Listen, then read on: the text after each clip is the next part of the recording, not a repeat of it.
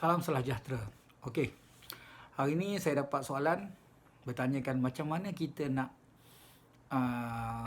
kita nak kurangkan atau elakkan berlakunya rasuah dalam institusi sama ada swasta ataupun kerajaan.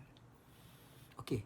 Rasuah ni sebenarnya satu jenayah yang dikira satu jenayah besar.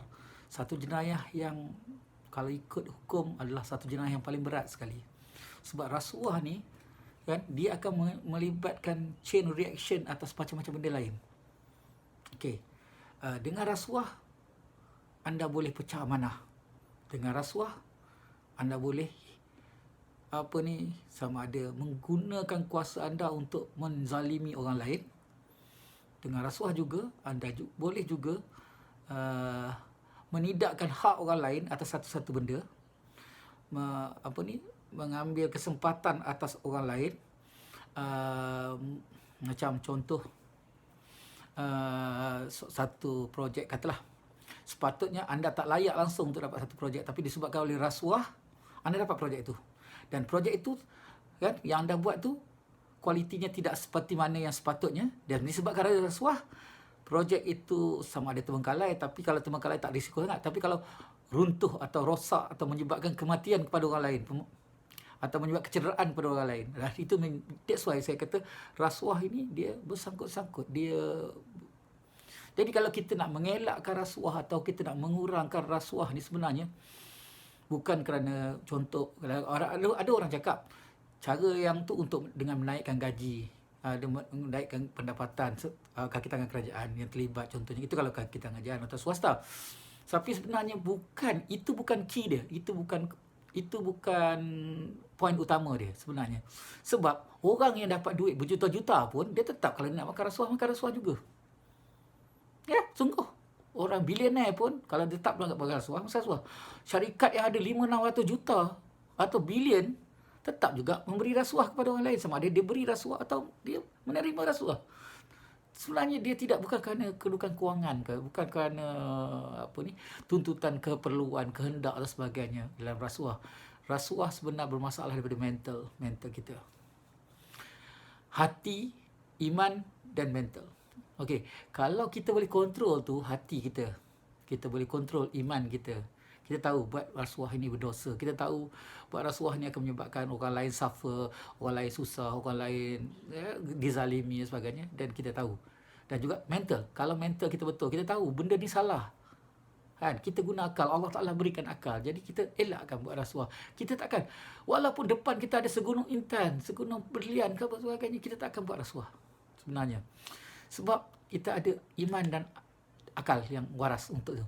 Tapi masalahnya saya terang-terang bagi tahu, semua orang yang buat rasuah sekarang ini, tak kisahlah siapa orang tu, tak kisahlah orang tu pemimpin besar ke, orang tu orang kaya ke, orang tu ustaz ke, lebay ke apa ke, tetap siapa-siapa yang buat rasuah tu sebenarnya otaknya tidak ada. Kurang waras atau gila, senang saja. Sebab apa? Dia orang ni sebenarnya merosakkan the whole institusi, the whole masyarakat. Perasuah ni, kalau ikutkan perasuah ni, kalau ikut pada pandangan saya, bukan setakat dikenakan hukuman penjara sebagainya, hukum bunuh terus, sebab dia merosakkan the whole rangkaian change of command atau keseluruhan masyarakat itu sendiri. Rasuah itu merosakkan keseluruhan masyarakat. Tak ada jalan mudah, tak ada jalan baik tentang rasuah ni, cerita dia. Jadi bila kita tengok dalam segi tu cerita dia. Okey, mungkin ada setengah orang kita faham kekangan ekonomi, dia ada keperluan untuk dia bagi rasuah, dia tahu dia terima rasuah. Kita faham situasi tu, sebab itulah manusia tetap akan buat salah. Tapi sebenarnya macam mana kita nak mengelakkan benda-benda ni berlaku ialah dengan cara macam saya cakap tadi lah. Kita kena kontrol mindset otak kita. Kita kena kontrol otak kita. Jangan letakkan otak kita macam lutut. Otak yang Allah Ta'ala bagi, akal-akal yang Allah Ta'ala bagi, semua tu kita gunakan sebaiknya. Jangan jadi bodoh. Okey, jangan jadi bodoh buat benda-benda ni. Ya, jadi jangan buat bodoh benda ni. Rasuah tetap rasuah, tak boleh berubah. Tak? Kena kontrol. Jangan buat bodoh. Jangan gunakan kepala otak tu untuk benda lain. Duit bukan penyelesaian atas semuanya. Anda adalah anda. Jangan buat kerja dosa lah. Dia bukan masalah dosa lah. Ini dia masalah diri sendiri. Diri sendiri tu. Kalau you kau tak boleh kontrol diri sendiri you, macam mana you nak kontrol orang lain sebenarnya? You buat rasuah. You seronok dapat duit mewah sebagainya, tapi you membahayakan orang lain. You menjahanamkan orang lain. You menjahanamkan the whole institusi, the whole masyarakat. Macam kita baru dengar semalam dengar tu berita tu baru 12 orang pegawai JPJ terlibat rasuah. Itu baru satu bahagian. Ada banyak lagi. Kalau kita nak cerita tentang rasuah ni, berapa banyak agensi kerajaan yang terlibat dengan rasuah.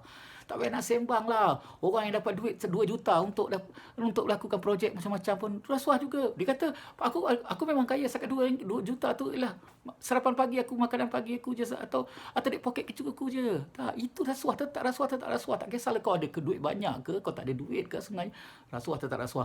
Dan cara untuk mengelakkannya ialah brainwash kepala otak tu. Otak tu gunakan, jangan letak kepala lutut atau buku lali. Tak? Sebab saya tahu orang yang buat rasuah ni otaknya tidak ada.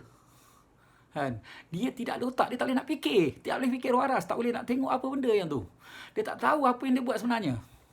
Dia ni karakter, kalau ikut kalian apa ni, psikotropik apa ni, psikologi ni gila sebenarnya. Gila.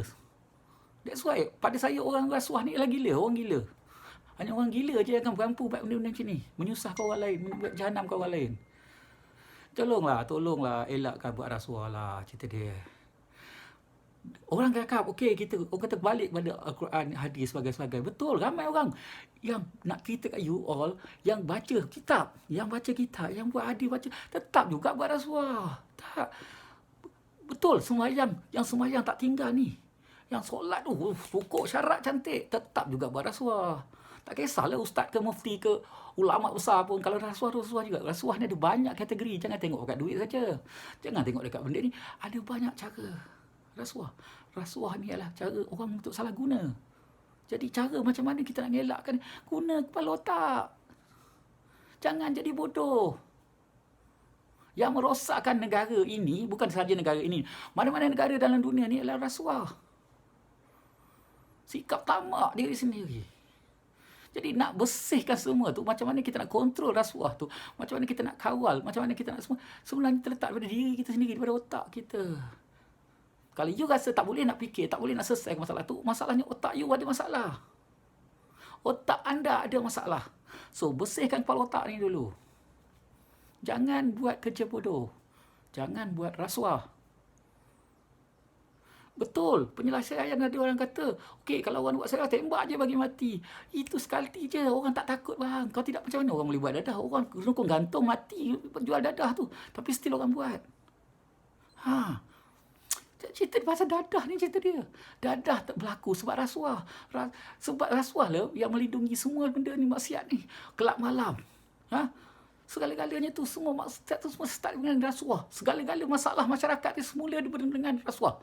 Jadi kalau nak selesaikan masalah rasuah, bersihkan otak tu. Betul orang cakap pergi balik kepada agama, tapi masalah orang agama pun buat rasuah.